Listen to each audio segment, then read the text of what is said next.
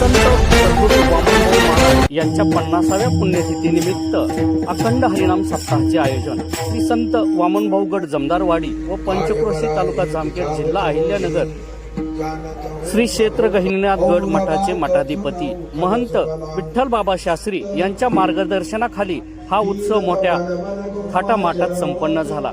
मोठ्या भक्तिभावाने या ठिकाणी गेली 7 दिवस भाविकांची उपस्थिती पाहावयास मिळाली। भक्तिमय वातावरणात या नामसप्ताहाची आज सांगता झाली। श्री क्षेत्र गहिनीनाथ गडाचे महंत विठ्ठल बाबा यांच्या काल्याच्या कीर्तनाने आज रोजी या नामसप्ताहाचे सांगता झाली।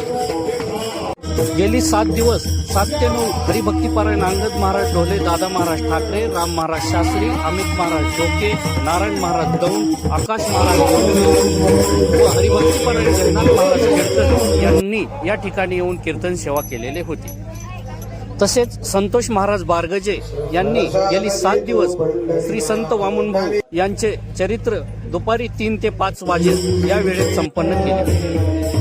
आजच्या काल्याच्या कीर्तनासाठी जामखेड तालुक्यातील भाजपाचे ज्येष्ठ नेते प्राध्यापक मधुकर आबा राळेभात, तसेच लोकनियुक्त नगराध्यक्षा प्रांजलताई चिंतामणी, भाजपाचे युवा नेते अमित भाऊ चिंतामणी, बाजार समितीचे सभापती शरददादा कारले, तसेच नगरसेवक संजय काका काशीद, राष्ट्रवादीचे युवा नेते शहाजी काका राळेभात व प्राध्यापक लक्ष्मण ढेपे उपस्थित होते। परमात्म्यासाठी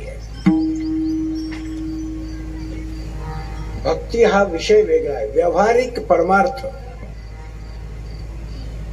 आपला व्यावहारिक किंवा प्रदर्शित परमार्थ आहे। परमार्थिक परमार्थ वेगळा विषय आहे। ज्यांनी देवासाठीच परमार्थ केला त्यांचं पुण्यस्मरण, त्यांची कीर्ती वाऱ्या हाती माप चाले सजनाचे, कीर्ती मुख त्यांचे नारायण। आपली कीर्ती आपल्याला बळत पोस्टर जाहिरात काय काय करायचं असेल ते आपला पण। श्री प्रल्हाद नारद पराचर पुंडरीक व्यास अंबरीश शुक शौनिक भीष्म दालव्यान ही ईश्वर अंश देवते संत तीच शक्ती कुठल्या तरी रूपाने ते संत देव निमित्त त्या प्रतिमा तेवी आम्हा तया परस्परे ज्ञानोबा म्हणतात बाहेर नामाचीच अंतरे वाचोनी वस्तू विचारे मी तेची ते मीच ते आहे। परमात्मा म्हणतात ते सोहम कोण ततो न विजुगुप्सते निस्पृहस्य तृणं जगत। मला तुम्ही सांगा, जनावर आहे, पशु 4 पायाचा प्राणी, त्याला नोटाच्या खोलीत कोण ठेवलं काय आणि सोन्याच्या खोलीत ठेवलं काय? त्या जनावराला 4 पायाच्या प्राण्याला त्याला कोणतं धने हो? वनामध्ये या वनातून त्या वनात फिरत वन कव्वा चरावत, गाई सांभाळत असताना ते आम्हीच यशोदा मातेला सांगितलं आणि हातामध्ये काठी घेऊन कहे तुकया बंधू लकडी लेले हात। आणि म्हणून परमात्मा विश्वात्मक विश्वाचा मालक जरी झाला तरी तो अर्जुनाला सुद्धा सांगितलं येथ कर्तव्य असे उरले लोकाला। आज वैराग्यमूर्ती वामनभाऊ यांची 50वी पुण्यतिथी निमित्त आज या ठिकाणी रक्तदान शिबिर आयोजित केलं।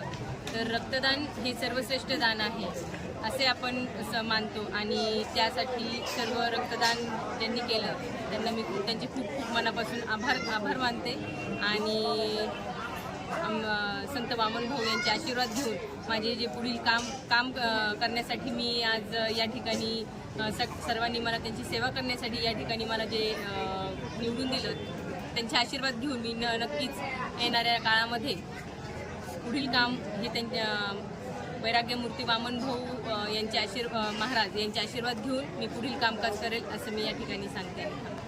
वैराग्यमूर्ती श्री संत वामनभाऊ महाराजांच्या 50व्या पुण्यतिथीनिमित्त आज जमादारवाडी इथे श्री क्षेत्र वामनभाऊगड इथे अखंड हरिनाम सप्त्याच्या काल्याच्या कीर्तनाची सेवा गहिनाथ गडाचे मठाधिपती गुरुवर्य श्री महंत विठ्ठल महाराज यांच्या कीर्तनाने झाली. या कीर्तनाप्रसंगी जामखेड शहरासह पंचक्रोशीतील जमादारवाडीतील ग्रामस्थ भाविक भक्त मोठ्या संख्येने उपस्थित होते आणि हा असलेला भक्तीचा महिमा, भक्तीचा मार्ग, हा भक्तीचा गड गेली 11 वर्षापासून इथं अखंडपणे हा सप्ताहाचं आयोजन ग्रामस्थांच्या वतीने केलं जातं. यासाठी मोठ्या भाविक भक्तांची उपस्थिती लाभते आणि महाराष्ट्रातील नामवंत अशा कीर्तनकारांची कीर्तन सेवा या दरबारात होते. खरं तर श्रद्धा आणि आपण त्या ठिकाणी सबुरी असं म्हणतो त्याचंच एक प्रतीक म्हणून या पवित्र अशा भूमीतून त्या ठिकाणी संस्काराचे शिदोरी प्रत्येक भाविक भक्त घेऊन जात असतात आणि या संस्काराच्या शिबिरेबरोबरच आपल्या पुढच्या पिढी घडविण्याचं काम या ठिकाणावरून होतं. अशा या पवित्र भूमीतून ज्या भूमीमध्ये श्री क्षेत्र श्री संत वामनभाऊ महाराजांच्या पदस्पर्शाने पावन झालेली ही भूमी असून अनेकांचे श्रद्धास्थान हे आहे आणि या जामखेडवासियांसाठी एक असं मोठं त्या ठिकाणी वैभव म्हटलं तर वावगं ठरणार नाही. जामखेड शहराचं एक वैभव आहे. पुढील काळामध्ये या गडाचा, या परिसराचा मोठा उद्धार श्री संत वामनभाऊ महाराजांच्या आशीर्वादाने व श्री महंत विठ्ठलबाबांच्या मार्गदर्शनाने झाल्याशिवाय राहणार नाही असं मी या ठिकाणी नमूद करतो. महाराष्ट्र राज्याचे विधान परिषद सभापती आमचे नेते आदरणीय प्राध्यापक राम शिंदे साहेब यांच्या माध्यमातून गडाचा विकास त्या ठिकाणी करण्यासाठी आम्ही कटिबद्ध आहोत. गडाच्या वतीने, भाविकांच्या वतीने ज्या काही मागण्या असतील त्या आम्ही पूर्ण करू आणि प्राथमिक सुविधांसाठी तात्काळ आम्ही या ठिकाणी उपलब्ध लावू. या भागाचे, या परिसराचे नगरसेवक, नगराध्यक्ष आणि पंचक्रोशीतील सर्वांच्या सहकार्याने हा विकास आम्ही पुढे नेऊ असं या ठिकाणी मी व्यक्त होतो आणि थांबतो. वैराग्यमूर्ती श्री संत वामनभाऊ यांच्या 50व्या पुण्यतिथी सोहळ्यानिमित्त आज चंदनवाडी ग्रामस्थांच्या वतीने गेली 7 दिवस या सप्ताहाचं आयोजन केलं होतं. या सप्ताहानिमित्त पूर्ण पंचक्रोशीतील ग्रामस्थ तसेच वारकरी मंडळी, पूर्ण महिला समेत या सर्वांनी या सप्ताहाचं पूर्णपणे आस्वाद घेतला म्हणे तरी चांगलं राहील. आणि दुसरी गोष्ट, या सर्व सप्ताहात गावकऱ्यांनी जो उत्साहाने प्रतिसाद दिला, तसेच जामखेड शहर तसेच पंचक्रोशीतील ज्या ग्रामस्थांनी पूर्ण या सोहळ्याला उपस्थिती लावली त्याबद्दल मी या जमदरवाडी गावचा सदस्य या नात्याने मी सर्वांचे एकदा आभार व्यक्त करतो. तसंच श्री संत वामनभाऊ यांचा या परिसरावर तसेच जामखेड शहरावर पूर्ण आशीर्वाद राहील आणि पुढील 5 वर्ष आम्ही जे नवनिर्वाचित नगराध्यक्ष तसेच नगरसेवक यांच्या वतीने पूर्ण आम्ही शहराची अखंडपणे अशी सेवा करीत राहू ही एवढं बोलतो आणि थांबतो. मी 5वीला असताना वामनभाऊ गेले अशी माहिती जामखेडकराला मिळाली आणि आमच्या नागेश विद्यालयामध्ये सकाळी 9 वाजता त्या ठिकाणी आदरांजली वाहण्यात आली आणि आम्ही नागेशच्या पुढं शाळा सोडून दिल्यामुळे उभा राहिलो तर जामखेड तालुक्यातले गावकरी खांद्यावर कोणी टॉवेल टाकलेला आहे, कोणी धोतर टाकलेलं आहे आणि पायी चाललेले आहेत.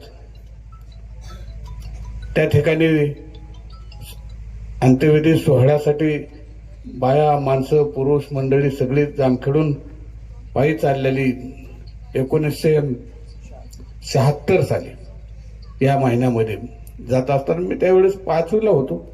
त्याच्या अगोदर नाव ऐकलेलं नव्हतं. प्रार्थनेच्या वेळेस सांगितलं की असं झालेलं आहे आणि थोड्या वेळात माणसं जाताना दिसली. माणसं अशी होती की कुणाजवळच कसलं वाहन नव्हतं किंवा साहित्य नव्हतं. सारे आपले पायी बिगर चपलाचे त्या जामखेडच्या भोतवाडा रस्त्याने निघालेली आणि चाललेली माणसं. ही शक्ती कशाची आहे तर ही शक्ती वामनभाऊची आहे.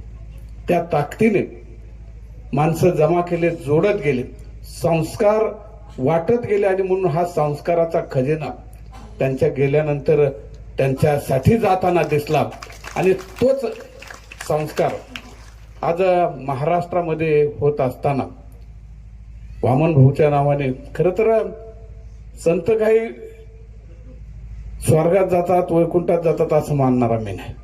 संत हे जमिनीवरच असतात आणि आजन्म त्यांची सेवा चालू असते. वामन भाऊ काही कुठं गेलेले नाहीत, ते आपल्यातच आहेत. आज ही त्यांची सेवा चालू आणि या गडाच्या माध्यमातून ही सेवा होत असताना त्यांचे पाईक म्हणून विठ्ठल महाराज गेल्या अनेक वर्षापासून ही सेवा करतायत. निश्चित आपल्याला सगळ्यांना वाटतं की महाराजांनी कायमस्वरूपी ही सेवा करत